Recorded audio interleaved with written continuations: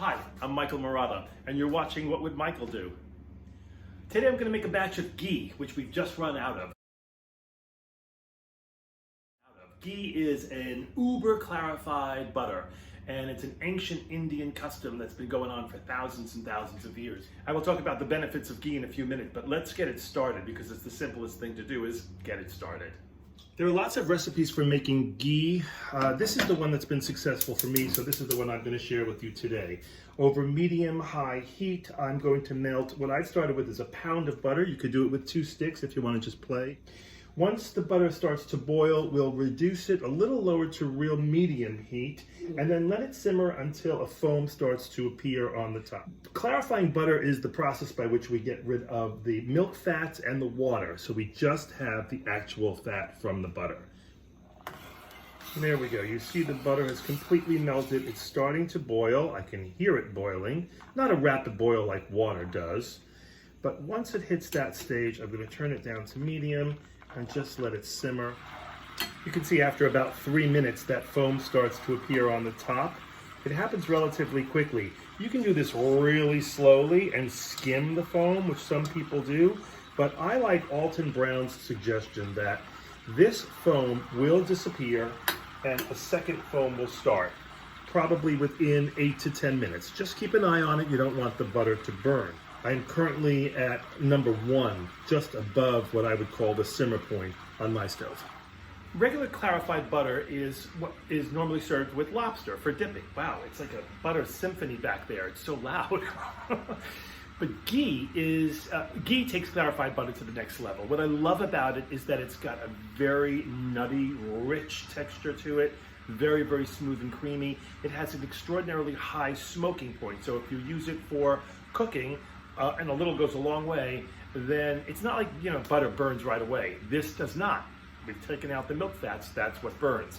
It's also great for people with lactose intolerance because, again, we've taken out the milk product from the butter. You can't bake with it because you need the milk solids to bake. I love it because it sits on the counter and doesn't have to be refrigerated. This will keep for over a month outside of the fridge. And if you don't open it, you can store it for a year in the fridge. We're about 5 minutes in and you can see that that first level of foam has all but dissipated. So we're going to wait for the second round to come.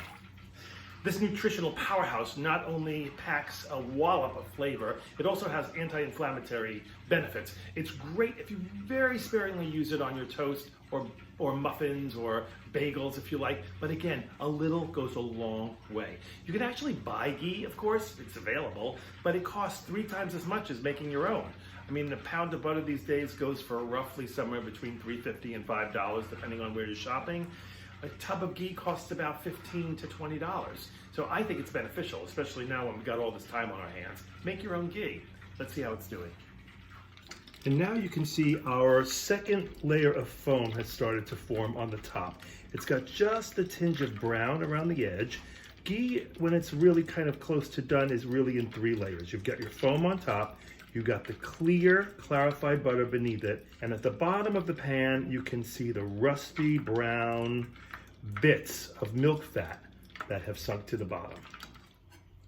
Now, I haven't changed the temperature at all, but you can hear that the boiling sizzle has kind of gone away. It's disappeared. Because I don't want to risk cracking my mason jars, I'm going to filter this through a fine mesh strainer.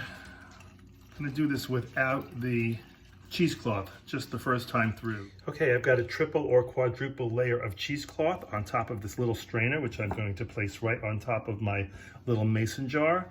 This stainless steel bowl is going to be hot because that's what the butter is that we poured into it. Pour it right through our cheesecloth and fill our jars.